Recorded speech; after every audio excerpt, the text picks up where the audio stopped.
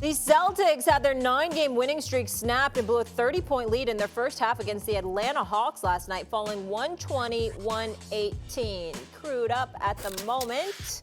Tim Legler's in the house. Brian Windhorst gracing your screen. Of course, that's Shannon Sharpe. And I'm Molly. Hi, guys. Shannon, what do you think about this blown lead? Is it something or nothing? Oh, it's absolutely something. We've seen them blow leads of 11 to the Sixers, 18 to the Hornets, 12 to the Magic, 17 to the Warriors, 12 to the Nuggets, 22 to the Cavaliers, and 30 last night to the Hawks without their best player in Trae Young. This is absolutely something because now teams feel like no matter how big a lead you get on them, they feel comfortable that knowing that you will mess it up yourselves and give them an opportunity to get back into the ball game. Now, we understand what the three-point shot can do. But the Celtics got to be embarrassed by a lead of 30 without a team's best player. It was almost like what we saw last week, the Suns, when they lost to the Milwaukee Bucks without Giannis. To blow a 30-point lead, and look at all the leads. They've lost 15 times this season. 8 leads, 30 points, 22 points, 12 points, 11 points, 17, 12, 18, 11. That's embarrassing. This is absolutely something. And I want to see Wendy and Legs, see if they can do a Houdini and escape this one. Listen, I think there's two components to this, Shannon. I think one component is the complacency and distraction component. And I think that was part of last night. You're up 30. It's the Hawks. You got the 1 seed locked up. Huge gap for home court advantage. And they got a little bit sloppy and careless. I don't think that is a pattern with the Boston Celtics. But the second part of it is, which is this, their shot selection at times. They take more threes than any team in the league. They can fall in love with that shot.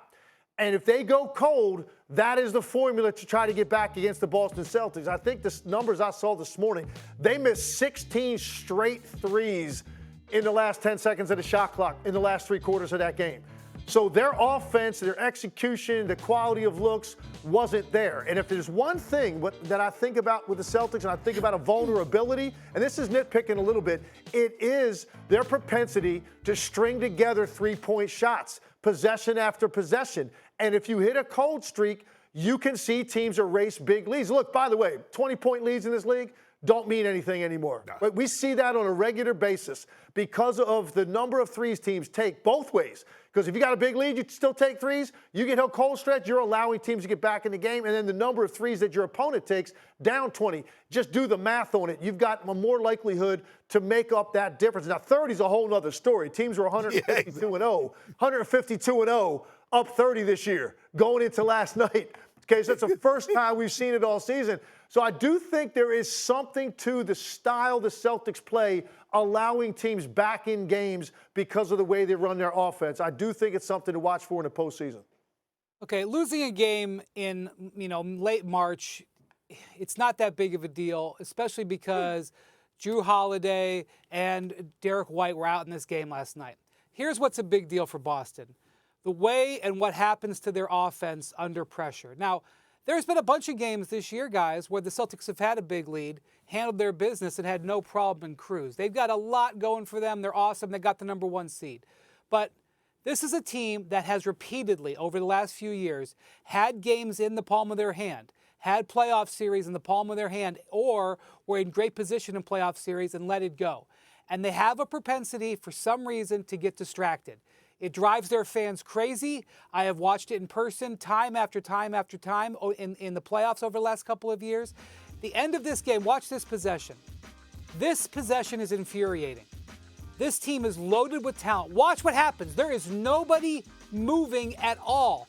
Right under, if you can see underneath the 116, it says 2 timeouts. Joe Mazzulla just let this go. Nothing happens. Look at the shot that they get.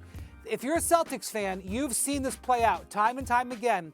It's not something that you're saying is going to hold the team back, in a game against Atlanta in March, but it could screw up a playoff series when you have this happen. There's a stat that I think is very important if you're looking at the Celtics. In the first quarters of games, they are top 10 in the league in pace. They play very, very fast. In the fourth quarters of games, what you saw in that play right there happens all the time. They are second from the bottom in pace. They slow to a halt. This is a weakness. Guys, there's not many weaknesses with this roster. They have a ton going for them. And when they're at full power, they're awesome. This is a weakness. They slow down at the end of games. They move away from contact. We've seen Jason Tatum time and time again in clutch situations go to that fall away. The Celtics, it's very hard for me to believe that Boston is not getting to the finals. But if I'm going to present you a case, it's going to start with their ability to execute and play with pace in those late game situations. But here's the thing that you guys missed. Both of you guys, could they get to the finals? Yes. But the question was, is this a problem? Absolutely. Legs, you laid out because they shoot the three, they make the most, but they also, if you hit a cold spot, you allow the team to get back into the ball game. So what happens in the playoffs? You get up 20. And all of a sudden you hit that cold stretch where you're shooting threes and you allow the team to get back into the ball game. So to answer Molly's question, both of you guys elaborated and went on and y'all filibustered, and I allowed you to do it. That was your 3-4 minutes of talking time. But this is what Legs and Wendy is saying. This is absolutely a problem. They just went about a wrong way of getting home to tell you that it's a problem. Are you higher on the Clips or the Lakers right now? Hold on. Now all of a sudden I thought they had found their identity. I remember they came out to break. They had won like 20 or 23 games. They know who they are. James Harden is the leader of this team. Russ is the Energizer Bunny. PG and Kawhi, if this team stay healthy. Now all of a sudden, here we are 3 weeks from the end of the season, and we still searching for an identity? Come on. I thought this was the team. This is the team that they can give the Nuggets a run for their money. Nobody wants to face the Clippers.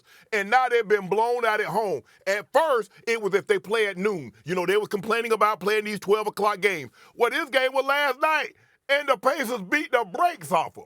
Okay, Wendy, yeah. Who I got the Lakers.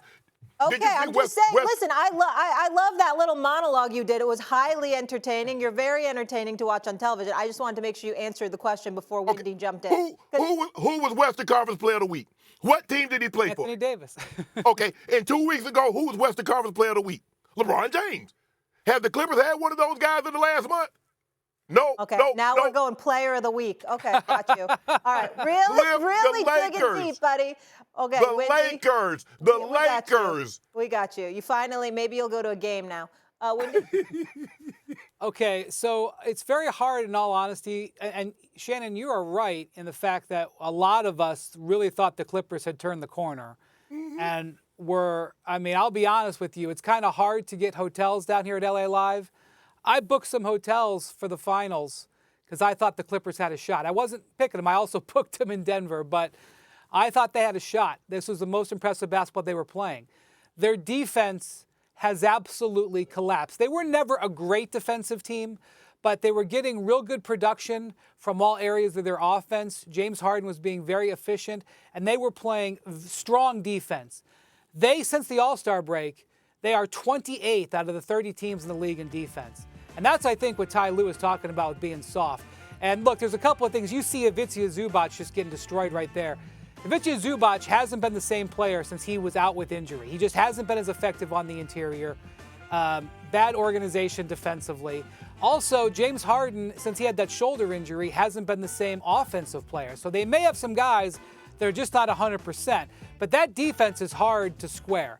Where I think if you're a Lakers fan, which I think we've got one here, I would say that even though the Lakers haven't been playing very good defense either, and you've heard me talk about this, and by the way, the Clippers are 28 since the All-Star break, the Lakers are 27th. So it's not like they're impressing me. What the Lakers can do that gives teams pause and gives people thinking a chance is that they have another gear.